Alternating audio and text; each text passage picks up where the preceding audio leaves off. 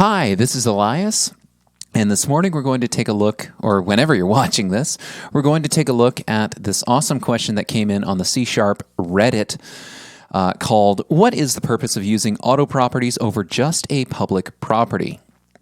If you've been working with C# at all for any length of time, you've probably seen this type of syntax where we can declare a getter and a setter on a property. This is called an auto-implemented property. Now, the way that we used to do properties before we got auto-implemented was you would have to create this backing field, and then in your getter and setter, you would return the value and do a set the field using this value. Now, one of the reasons that you might want to use a property over, say, exposing a field as public is you may want to do some sort of validation checks when you're in your setter. So, for instance, I do a lot of work in Windows Presentation Foundation, WPF. A lot of times in WPF, when we're writing view models, we want to raise the property change event, but only if the property is actually changed. So what we'll do in our setter is say if the backing field is different than the value passed in, then raise the property changed event and set our backing field.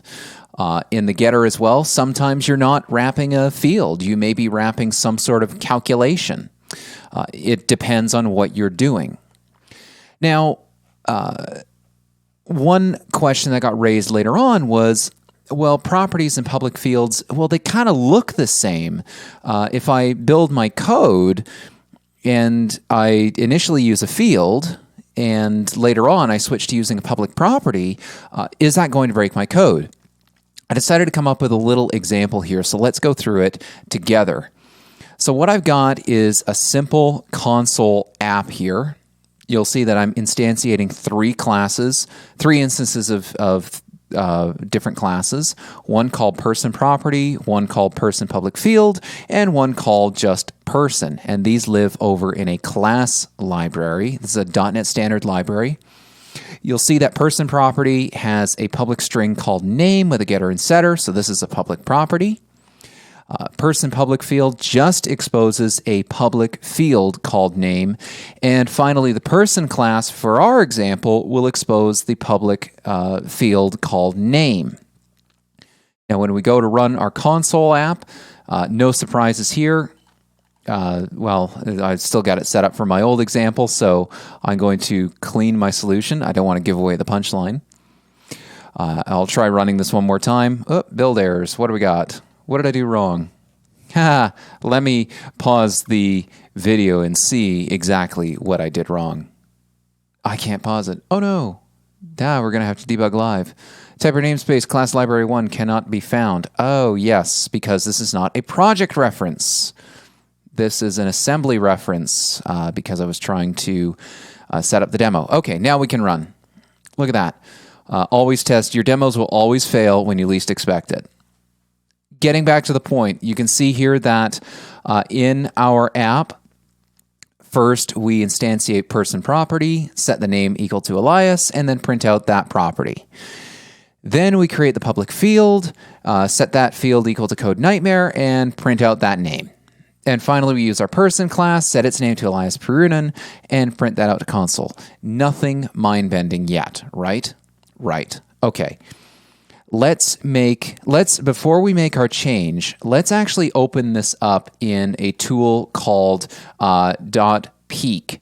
What I want to do here is show you what this gets compiled down to.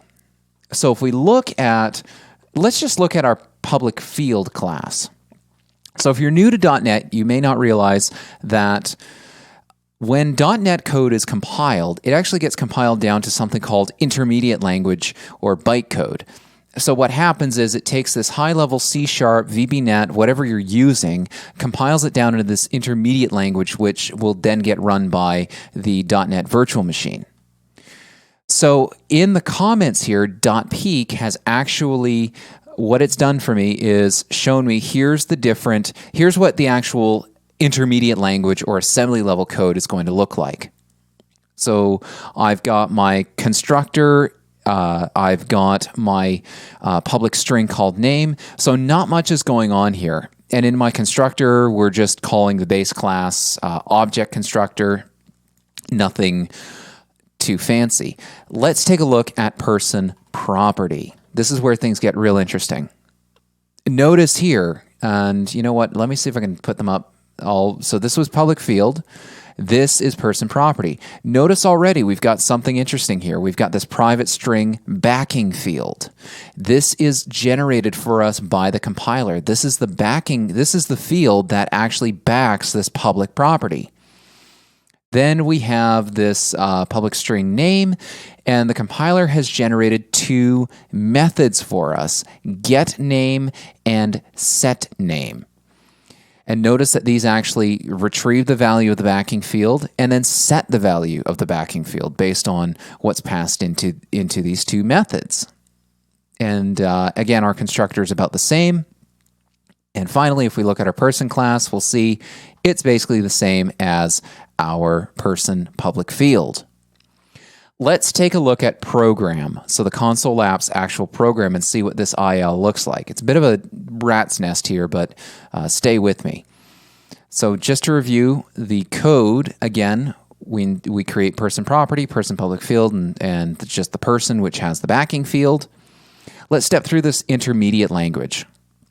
So first thing we do is create a new instance of person property.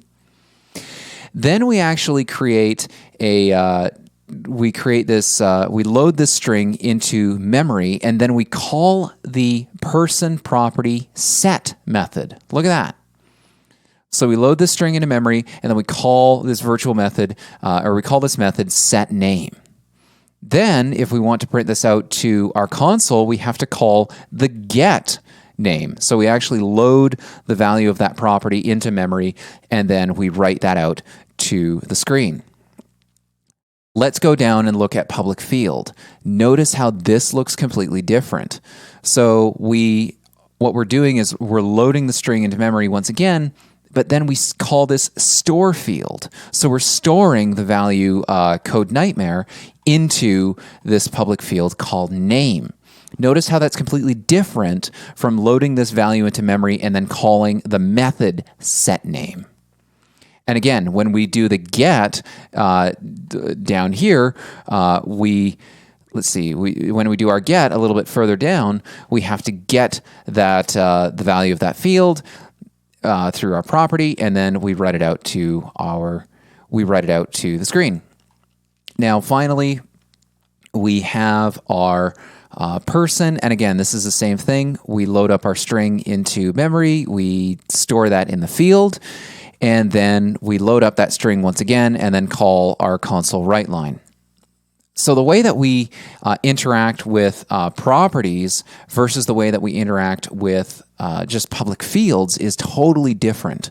When we're dealing with public properties, you have to think about that in terms of you are calling a method. The compiler is going to generate the code for you, but in the end, there's going to be a method that gets called, not a direct access to a field. Let's return to our example and see how things can break. So in our original code, I've got this person class, and we see that it's got this field called name, and then we write this out to the console.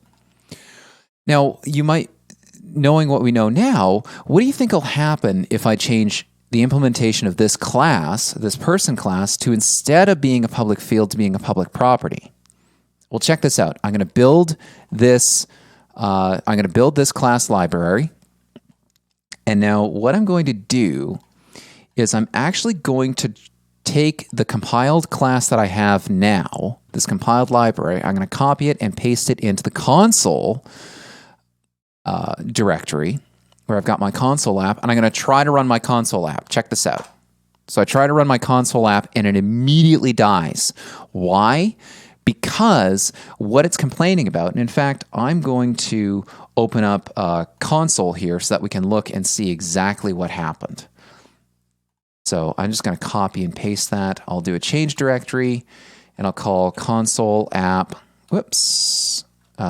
console app 5.exe. And you'll see we get a unhandled exception, missing field, field not found, class library one.person.name. So this is how things can break in weird border cases. Normally what would happen is if you were compiling against a NuGet library, you were compiling against a class library, when you rebuild your code, everything will just work. But if you were to try to drop in a binary replacement for this assembly and you've changed from a field to a property, well, suddenly the code is built against thinking that person's name is a field and not a property. And so things will break. Anyway, that's all I've got for you. If you want to see the original Reddit post that covers this and a little bit of my explanation near the bottom, I'll post this over to. You can find this in the video description below. Sorry, I need a little bit more tea this morning when I'm recording this. If you found this video useful, please like, subscribe, and share it. I like to post these videos whenever I can, and have an awesome day. Oh, yeah, and follow me on Twitter at AGFinn or search me on the Reddits at Elias_LSTU. Have a good day, everyone.